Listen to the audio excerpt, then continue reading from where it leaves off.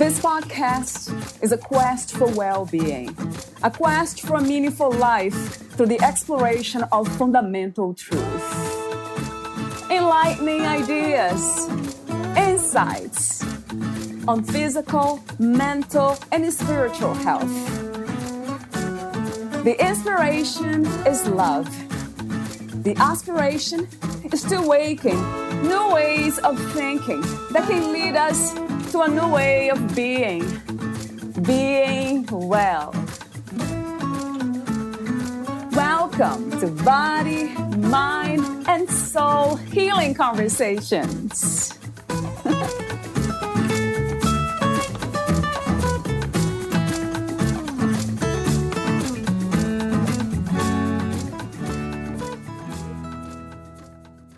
We know that interoception has such a vital influence on both our physical and emotional health.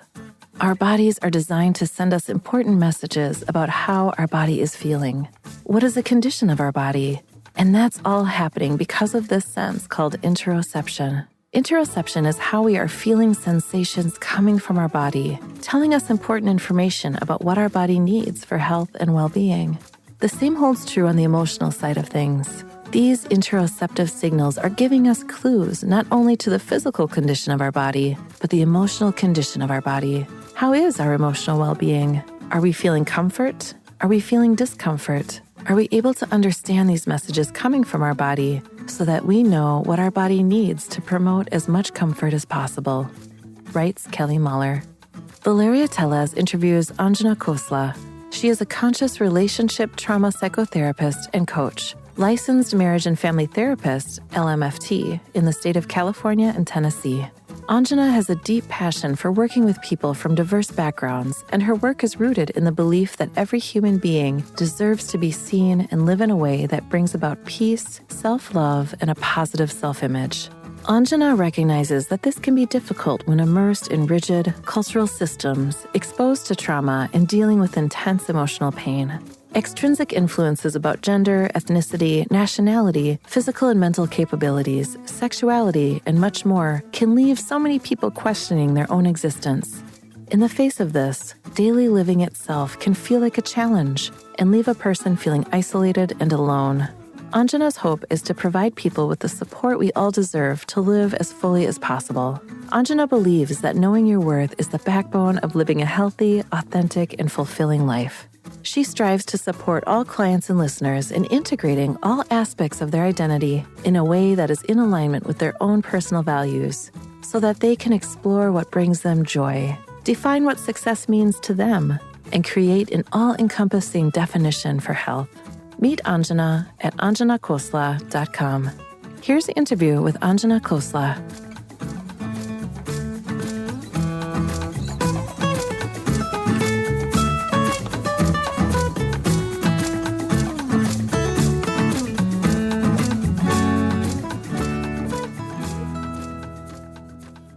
In your own words, who is Anjana Khosla? Valeria, I love that you asked me this question for the second time. And I remember the first time you asked me, I was trying to find the right words to express. Today, I want to speak to how the expression of Anjana Khosla is a dynamic process that changes over time. And I say expression because that is separate from the essence of what is and the inherent self energy that's underneath, which I would say is nameless, expressionless, and yet it feeds into expression.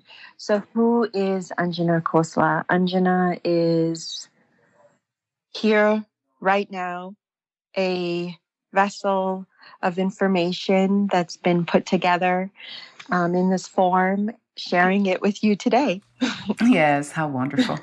You said something interesting just now about the essence. So apart from the essence of who we are, there's this ongoing unfolding happening of who we think we are or the expressions of ourselves as humans. So Yes. I wonder if that essence that connects all of us, which is one essence, can that be felt?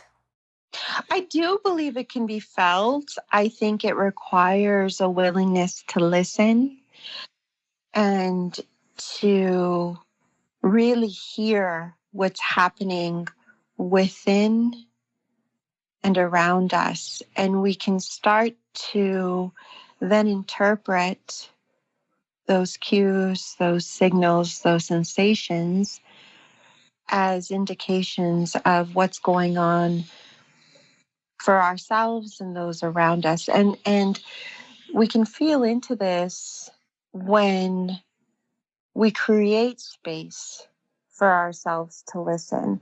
And I say this hesitatingly because I don't want to necessarily create parameters around how we listen, because that will be unique to every individual.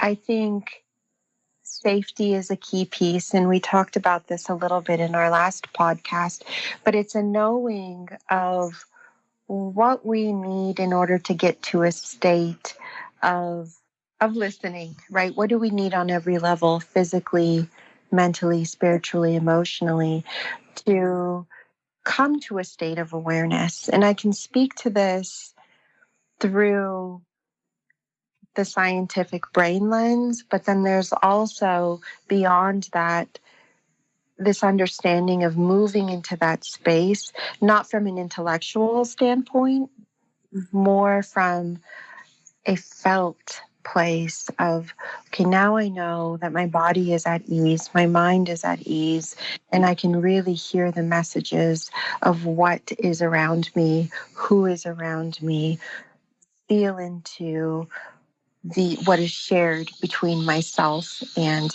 maybe another human being, another animal, another creature, life, whatever it might be. Fascinating the way you answered the question about feeling the essence of who we are. So it's actually in every expression. It's here now. It's everything, right? It's not separate from what's happening within the body and outside of the body. Absolutely. And that allows for us to step out of this process or way of relating where we're chasing. It's not something to chase after, rather something to feel into. When you say chasing, I think about practices. Do we sometimes chase that essence of who we are in a sense of adopting practices in perhaps rigid ones? I think we can, yeah. And I think the answer to that question has more to do with the last piece that you said there around rigidity, right? So it's the adherence to this rigidity, this feeling as though we have to stick to one thing in order to create a sense of security. Now that's rooted in feeling a lack of internal security, right? So it's learning to balance how to authentically express what suits us in the moment. And this is also a relationally aware process. We don't do this necessarily in isolation or without consideration of those people around us. We do this in relationship with. So I do believe ritual and practice is a necessary piece of knowing ourselves. It's more so that a lot of times we're told what rituals we need to do, and we're told how to engage in these practices as opposed to tuning into, what does this actually feel like for me? Is this truly connecting me to myself? And this makes room for diversity and divergence and free expression. That's a beautiful way of kind of navigating this reality. I often ask that question, what's my relationship with this? When it's something that is not pleasant, like pain or uncomfortable feelings, emotions. And then it's, for me, what comes is always being open. Yes. If you're open, then you'll be okay. Yes. Well, also, when you said you always ask that question when it's an unpleasant sensation, I urge people to ask that question when it's pleasant, in the exploration of pleasure and joy and peace, what leads you closer to a sense of what feels good. And that isn't coming from a place of avoiding pain, rather coming from a place of stepping into your own power through identifying what's my agency within this through how I relate to it. And with that in mind, I do have a question about a basic question: feelings and emotions. How would you differentiate them? Oh, feelings and emotions. So, emotions, when I think about emotions, I think about, when you say feelings, I think about sensations. I think about body awareness, somatic awareness, biofeedback, interoception. So it's our capacity to really feel into, wow, this sensation of me sweating, or this sensation of my stomach grumbling or contracting is an indication of perhaps a biological need or an emotion. So an emotion is a little bit more nuanced in that it can be a collection of information from within your body telling you that you're feeling either sad, you're feeling lonely, you're feeling depressed, you're feeling anxious. So it's a conglomerate of sensations that you might be feeling within a situation that you're then interpreting into what we would label as an emotion. So emotions are, in a way, would you say, psychological, intellectual labels for the feelings? Yeah, and I think that the label is necessary in that it can be grounding, right? We talked a little bit about exploration and free expression. That's only possible when we have a safe enough container or structure to hold that free expression.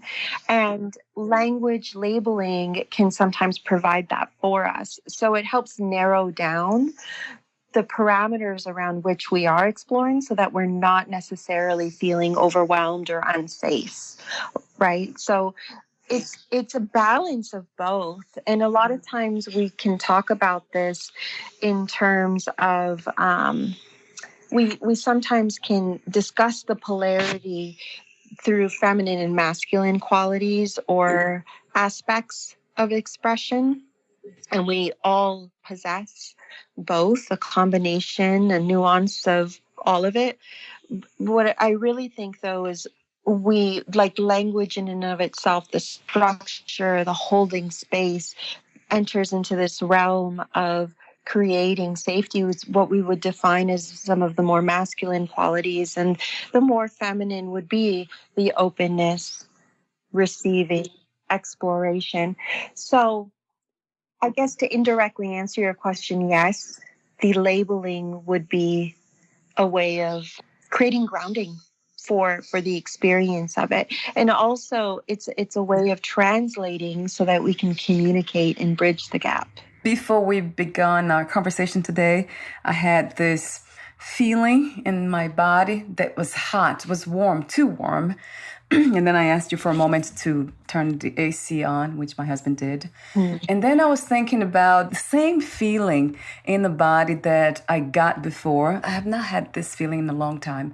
But when somebody said something that made me feel shy, almost in a sense of, oh my God, he said that. It's almost like a secret that I told somebody, and then he or she said that out loud. And then the body was just so warm. And it's the same sensation, isn't it interesting? But they're different. They are different. And this is where interoception is really, really fascinating, because on the one hand, there's a connection between our biological sensations and then our less tangible interpretation experience of it, whether that's an experience of shyness or shame, or and that then translates into, how do I choose to respond to this behaviorally? So we'll be exploring a bit more in depth the concept of interoception you just mentioned now. So feelings, emotions, and body awareness. But before that, let me ask you this question, this open question about the obstacles to healing. What comes to mind when you hear that question? Oh, that's a profound question. It's one that's really difficult to to answer because I think there are many obstacles to healing, and it depends on what angle you're looking from, right? So if you're looking through the lens of community or need for belonging and connection, sometimes that can be an obstacle. If you're looking to growing up in really rigid communities, societies, rigid structures where there isn't room to explore, that can hinder or exile parts of who we are, right? And we end up feeling potentially incomplete. And as a result, we can end up feeling hurt.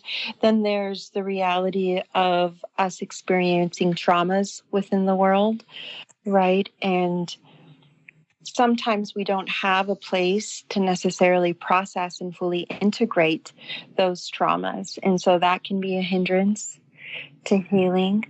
So it also depends on how you define healing. Yeah. So I have a difficult time answering this question because sometimes the word healing implies that there's maybe something wrong with having been injured, right? And though it doesn't feel good to have experienced a trauma or a physical injury, relational injury, whatever it might be, this is an aspect of life. So, it's such a nuanced question with so many factors that come into play. I will say part of the answer has to do, if I had to sum it up in a nutshell, I would say the biggest hindrance to healing is not knowing oneself. Would you say that this idea of knowing oneself has to do with body awareness and knowing how to interpret our feelings and emotions? Or would you go as far as saying things that I would say, knowing that we are divine beings and this is just an experience? I think they're both. It's both. It's interconnected. Right. Yeah. What you're saying there is one and the same. Yeah, I would love that. I was about to ask you about spirituality, but you answered that question too. So that was a 2-in-1. Thank you, Anjana, again. I absolutely love your expression in this reality. It's truly beautiful. Thank you. You know, in your question, it got me thinking about this dichotomy we create between spirituality and embodiment work. And rather, I think our journey in this human experience is about, I don't even want to use the word both. It's about experiencing what we've separated as one. The body is divine, and what is divine is expressed within the body.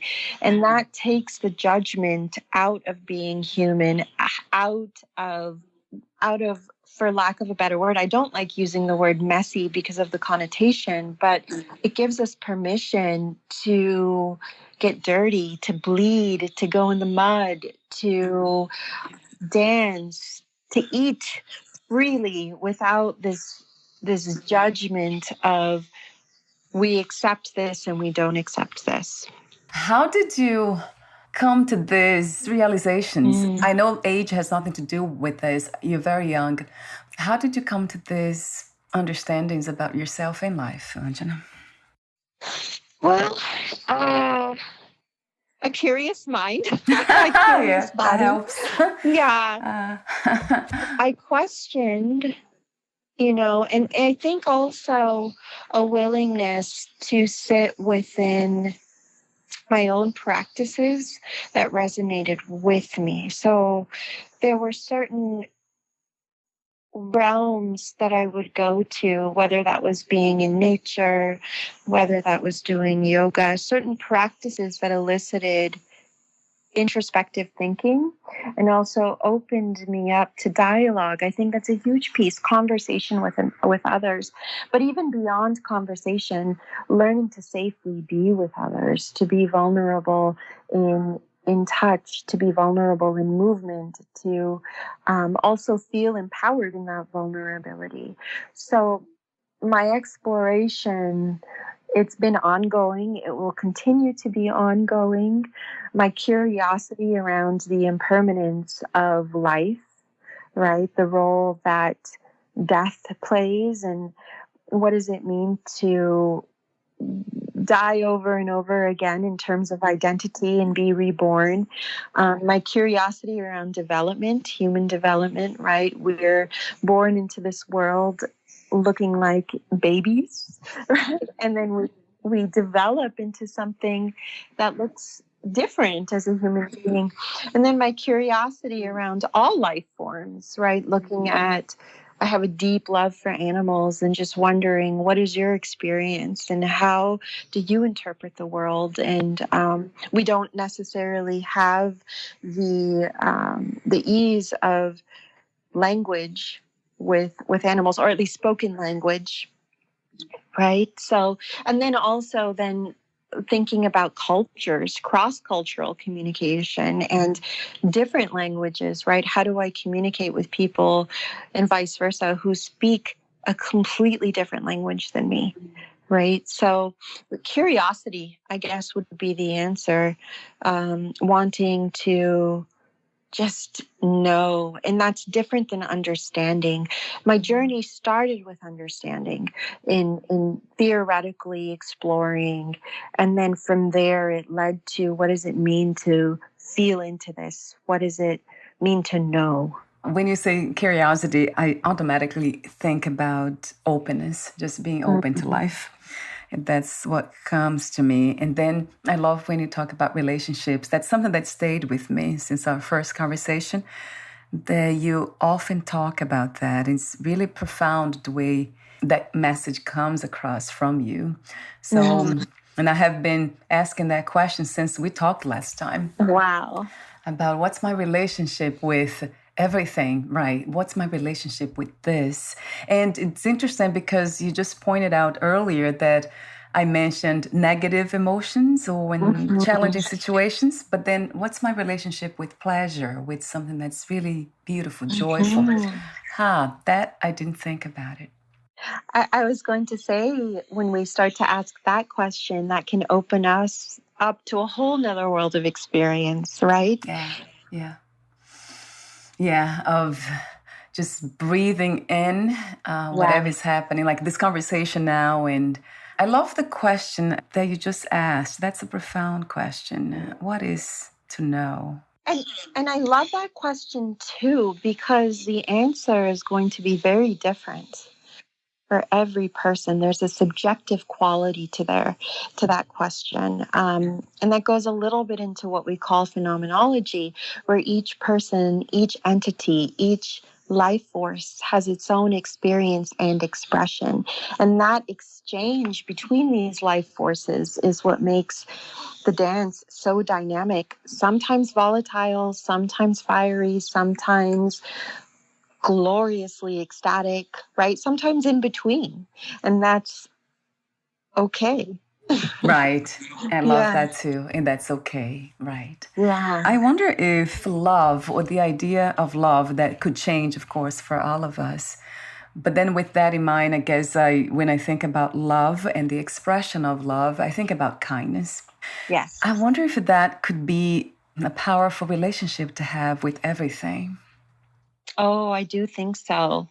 I think that also has a lot to do with values. But when talking about values, the conversation moves back into the mind and becomes more intellectual.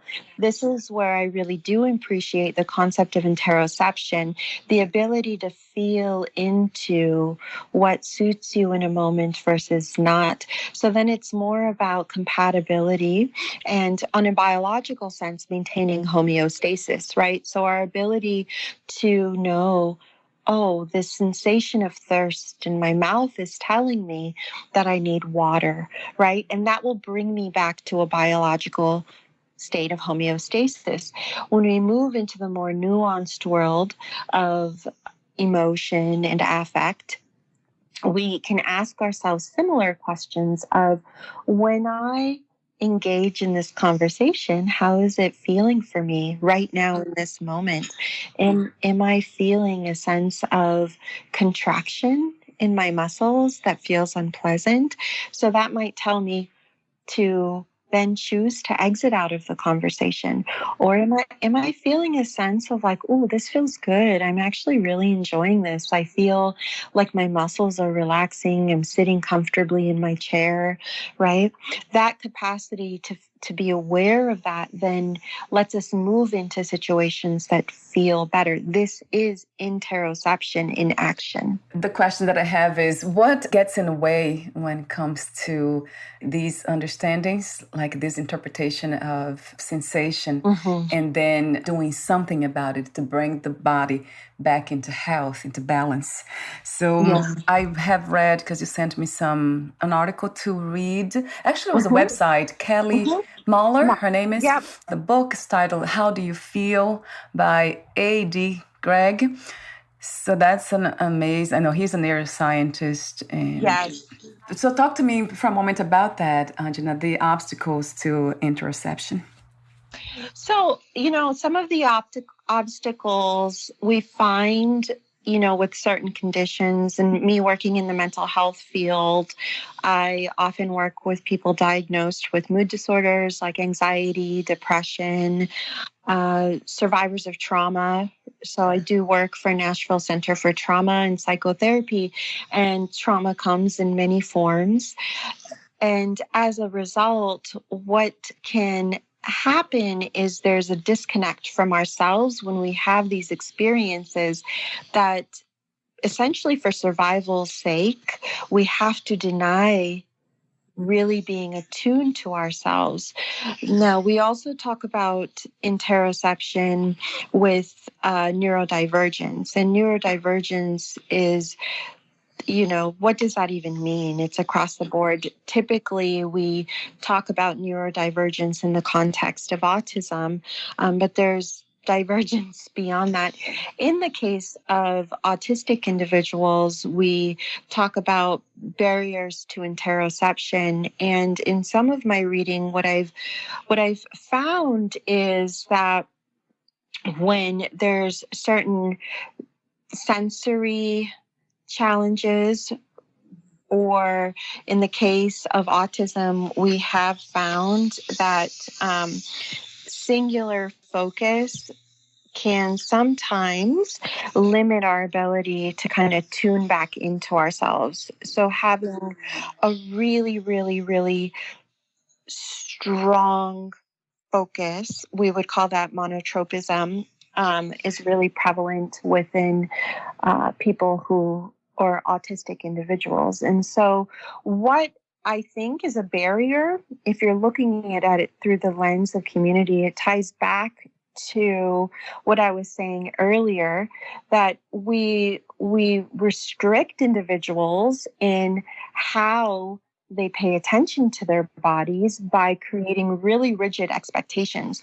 In particular, with autistic individuals, we'll say you have to accommodate to being in this classroom, right? And there's so much sensory stimulation.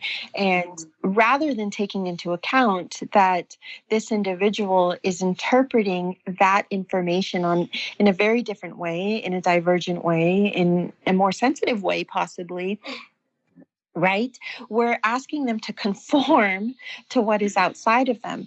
And we not only do this with autistic individuals, this happens in the case of trauma, right? This happens in the case of having very authoritarian parents, or living in a very authoritarian household or culture, where we are taught to self-deny. And so as a result, we then move into a space of deny, deny, deny, deny. I'm not going to pay attention to myself. I'm going to conform in order to belong, fit in, survive. Eventually, we'll kick into survival mode. At this point, interoception is not even possible, because interoception happens in a completely different part of the brain. Once we enter into panic mode, or the more reptilian brain, all that matters is survival. And that's when we'll start to see dysregulation, right? We'll start to see panic. We'll start to see these extreme expressions. Interoception has to happen before where the person is aware, their thinking brain is actually still engaged, and there's a sense of, ooh, I'm going in this direction. That's not always possible in all settings. So if we're in a war zone, right, the ability to really sit and say, this is what's going on inside of me, we have to deny that in order to survive the harsh circumstances. So I would say that is a huge barrier. And so that's where I want to speak to and honor the parts of us that urge us to survive. We survive through and beyond those harsh circumstances. Once we're able to move into a safer environment and define for ourselves what safety means, because that's going to be different for different people.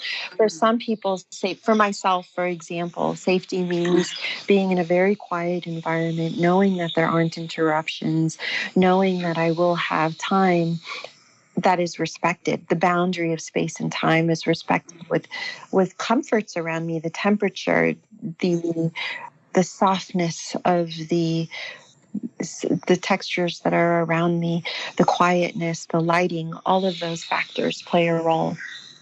Right.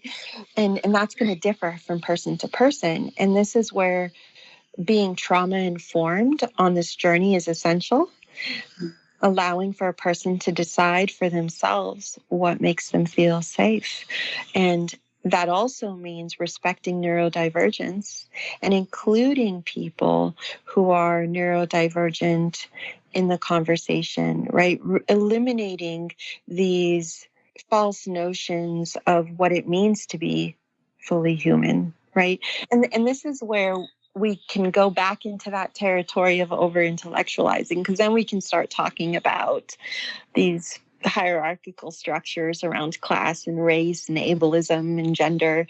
But at the heart of it is recognizing, and going back to what you said earlier, that every being is divine in its expression. I have heard, this is something that have been said many times here on a podcast, that healing and relaxation, they are almost one and the same. When you said safety, it came to me. Relaxation, feeling relaxed. Absolutely right.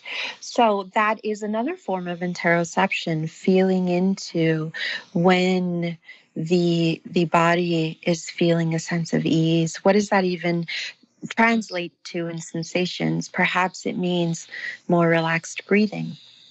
Perhaps it means the temperature is just right for your body.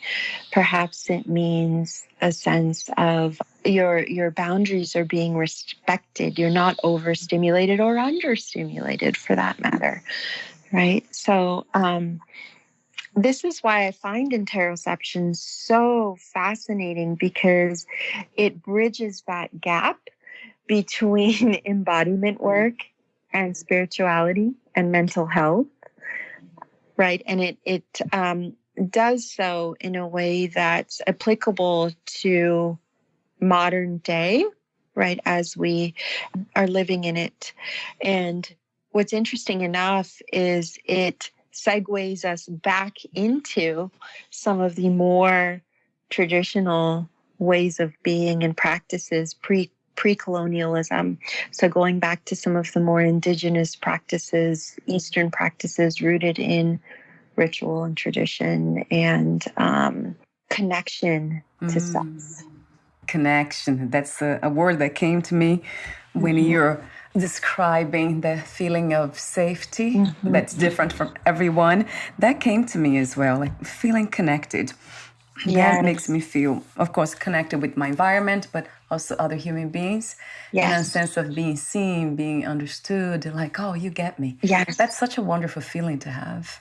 Oh, it is. It is. And what's so beautiful about this is that feeling captures the essence of what is, allowing for the expression to be different. And this connects back to your earlier question around our relationship to everything, right? Our relationship to our plants, our relationship to even our stuff, our clothing, right? It's a different expression that we don't necessarily know everything about, yet we can relate to it with respect, love, compassion, because that feels better for ourselves. It does, right? It's almost like the idea of choosing, right? Choosing more of these moments or these experiences, although that's something that's another conversation about choice. It is. It seems like it's to be just to tap into it as just a glimpse. To me, when I think about choice, I think about being open enough to life, to the experiences, to the point of relaxing enough so I can see the options. 100%. Yes. And this is where, in therapeutic terms, we talk about developing an internal locus of control. And what that really has to do with is being able to master these self-regulatory skills with an awareness of your environment, right? Although, if you notice, there are sometimes situations that we're in where we're just feeling completely like, get me out of the situation. Yeah. Right. Yes. And in listening to that and developing a relationship to ourselves, we don't always have a choice to get out of a situation. So we then can explore. This is where there's a huge paradigm shift, where we do enter into what we would start to call spirituality, because then we start to deconstruct what is around us and say, you know what? I don't want to buy into this. I can see myself as being here, but I am not going to necessarily adhere to these constructs. And this is where the lotus becomes such a symbol of that. The lotus flower within some Eastern traditions, where the lotus exists in this world, right? And at the same time is not of it. It's growing from swamp water, right? And uses the swamp water for its own growth and development to create something outside of it on the surface. And it's very nuanced, yet very, very powerful. Do you use these concepts within your therapeutic work, Anjana? Do you integrate them somehow? I do. And this is a question you sort of asked me in different language the last time. And it's really cool that you asked me this question, because the essence of what I'm saying maintains, but the language again can change depending on who I'm working with, right? So with a more scientific mind, I'll speak in the language of brain chemistry, interoception, neuroplasticity, and there's limitations to that, because that's again intellectualizing. But as we move deeper into what it means to exist and simply be, then I start going into some of the work is not even talking. Right. So it might be art, music, movement, simply being together. Another question I have for you is, what are some of the suggestions, your suggestions and tools, exercise that can help us improve our interoceptive awareness? I apologize for the noises around me today, That's Anjana. okay. My dog and then the cars. I love it, because this is life. Isn't it? Yes. Yeah, right. And there's truly nothing wrong with it. It's all being incorporated here. So I love that. Yeah, I love that you said that. Yeah. So some of the tools that I like to use, firstly, I consider what safety means for the person. Within my therapeutic setting, there's certain givens with that. We have a quiet space with no interruptions. We have a container that is visited at a certain time for a certain time period. I make sure that it is comfortable. Basic biological needs can be addressed. If a person is thirsty, okay, I'll get you water. If you need to use the restroom, use the restroom. So there's considerations for that container of making sure that the person feels safe.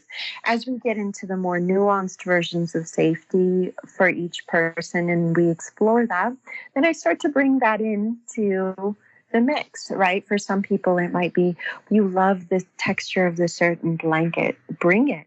For other people, there might be cultural references. So we then incorporate that. For other people, it might be proximity or distance, right? So we incorporate that. So that's step one, knowing that and exploring that for yourself. Step two, once you've created this container, you now have a place, a sanctuary to go to that can allow for you to listen and feel into what's happening in the moment, right?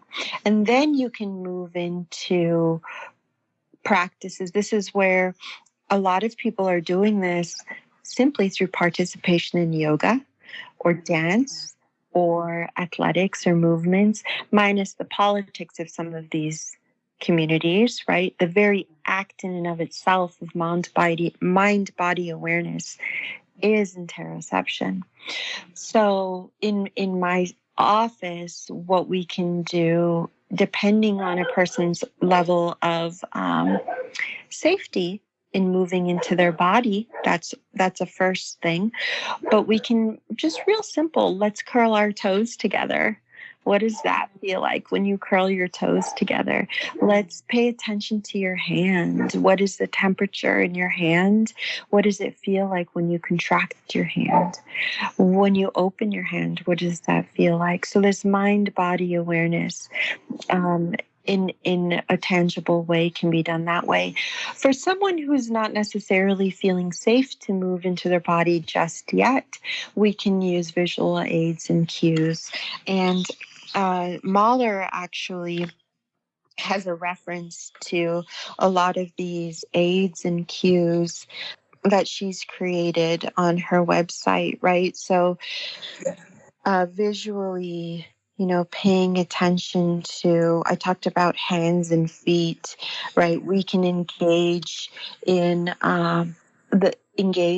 taste, right? Tapping to, and I do this sometimes with clients. Let's take a sip of warm tea. Let's eat a mint. Let's blow up a balloon. Really establishing safe connection with the body. Right. And then that can go into more nuanced experiences. I'll use myself as an example where I miscarried, and the experience of miscarriage brought up a lot of feelings within me, physical sensations of emptiness, along with feelings of great sadness and loss. And with the support of my own mentor, we were able to feel into what does my womb telling me, right? Really tapping into placing my hand on my heart and my womb and entering into this space of what does my womb need, not only in terms of sensations, then going even deeper into what is the wisdom that my wound holds. And then this goes into what we could call spirituality, of feeling into the agelessness and timelessness of what our bodies know and trusting it. So that can feel very scary if a person doesn't have a safe container to begin with, because it can feel so vast, right? So to answer that question, it's a practice that we deepen into over and over again. Yeah, it might be a practice for life, right, Anjana? It's not something that ends. No, I believe this is a part of life, and it's what can improve our quality of life, our relationship to ourselves and everything around us, right? So this is what contributes to our resilience, our ability to make decisions in real time and to be fully present. And with that in mind, what I'm tempted to ask is one of the opening questions that I probably asked you in our first interview, which is, what do you feel is the human experience all about? What is the purpose of this experience? That'll be in the end. I believe the purpose is expression. We choose to express as we will. We can express consciously, or we can express on autopilot, right? Sometimes we suppress parts of ourselves and then it comes out sideways, right? So when I think about expression, ultimately, isn't that what life is? I think about the birth process and the unfolding from conception through all the developmental stages. I watch a seed grow and become this full plant, and then it decays and it returns back to the soil. Right. I think about all of this, and then the interplay and dance between all these forms that are expressing itself and how that influences the process of expression. Right. So that's how I will answer that question today. I love that answer too, because it really makes us see the big picture of life. I would say unconditional love. That's what the lens, the way you just answer that question, it just kind of makes me think that way, feel that way. So life being an expression of all there is, conscious or unconsciously, it doesn't really matter in a way. Yes. It's here, it's aware, right? It's aware. I think the last time you asked this question, I had spoken through the lens of purpose and really finding purpose. And that's definitely still in alignment with what I said today, but I think I've expanded on that to include unconscious expression or expression. Purpose is more rooted in being intentional and being conscious. And what I'd like to do today is incorporate all expression, whether it is conscious or not. It's all to some extent intentional, right? Plants move towards the light, right? And we long to survive. There we have these survival instincts. And so we can become more and more intentional through these practices. But the life force in and of itself is intentional as it is. And we can learn to trust in that. Yes, 1,000,000,000 times to that. I was about to say the word trust, and then you said it. I'm like, okay, so I was about to say it, and then I said, okay, no, that's it. You said it. Yeah.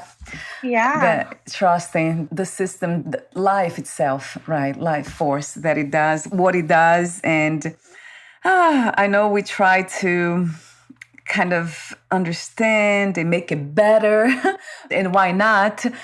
But in the end, it really feels like it's just this amazing happening of expression, as you said. Right. It's diversity. It's just everything, the unconscious, the conscious, all dancing together in this beautiful stage called life. How amazing this is. It's so amazing. And understanding it has its role, its place. It comes back to creating that structure, right? In order to have a container in which we can safely explore. So understanding has value. It's not the end all, though, I don't believe. It's a part of the picture. In a way, if we can say it that way, it seems like it gives that sense of trust that you spoke earlier. The more understanding we have, as far as we can get with that, then a sense of trust just kind of flows within the stream of life. And then it's so much easier. But lady, I love how you worded that, because that comes back to that dance between the polarity of what we would call the masculine and feminine energies. Right. right? Yeah. It's beautiful when we become aware of that. That Yeah. kind of amazes me, fascinates me, how some human beings, such as yourself, are able to explain and talk about these things so clearly. It's beautiful to me. So Oh, thank thank you so you. much, Anjana, again, for your presence here today. Thank you so much. Thank you. And before we say goodbye, I have a question for you. I have a technical question and then an ending question. But Sure. before that, would you like to add anything else that we didn't explore or didn't discuss? Oh, goodness. Anything else that we didn't explore? I could just talk to you for hours and hours and hours. I think this is a lovely place to essentially close the container and end in appreciation and gratitude. And the conversation obviously doesn't end here, it just pauses. If there's one message you wish everyone who is listening to take with them and live by, per se, what would that be? One message today. I'm sitting with what's coming through to me, through me right now. The one message would be it coming back to this idea of trust, right? And to simply move into trusting oneself by removing judgment or shame, trusting that the body knows, the spirit knows, right? And though we may encounter experiences in life that don't feel pleasant or may hurt, we still exist and we still move through it and persevere. And that is inherently because the life force continues to move through us. And so if we can move into that without any judgment, right? When I think about judgment, I think about feelings again. So Yeah. it's almost like the mind discerns automatically. We can't stop that process from happening. Right. But judging to me feels almost like it's energetic. There's something, it comes with the feeling, sometimes a heavy feeling, negative feeling about something or someone. That's how I know when I'm judging and when I'm just becoming aware of something. Correct. And I think this is where, again, coming back to interoception, judgment is more rooted in what we are told is acceptable versus not. Discernment is knowing and feeling into what works for me versus what doesn't work for me.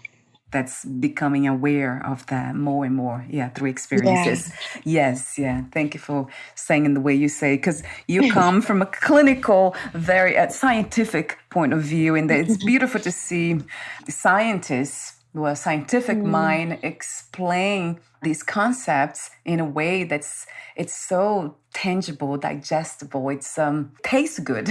It's sweet. It tastes really good. So thank you. Thank you again, Anjana. Thank you. So thank you so much for everything that you represent, this beautiful presence that you bring into our reality, the shared reality, and everything else in between that can be felt. Thank you so much for being you again. Thank you, Valeria. And before we say goodbye, where can we find more information about you, your services, work, and future projects? Absolutely. So I do have a website now, anjanakhosla.com. So very easy to find me, my full name. And I offer support through there. And then you can also find me if you're in the Nashville, Tennessee, California area looking for therapeutic support services. You can find me on Psychology Today, or where I work, I have a physical office at Nashville Center for Trauma and Psychotherapy. Wonderful. And I'll have that link on your podcast profile too. Awesome. Thank you so much again, and we'll talk soon, Anjana. Bye for now. Bye-bye.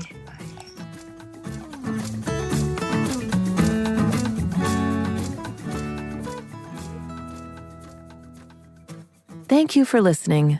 To learn more about Anjana Khosla and her work, please visit AnjanaKhosla.com.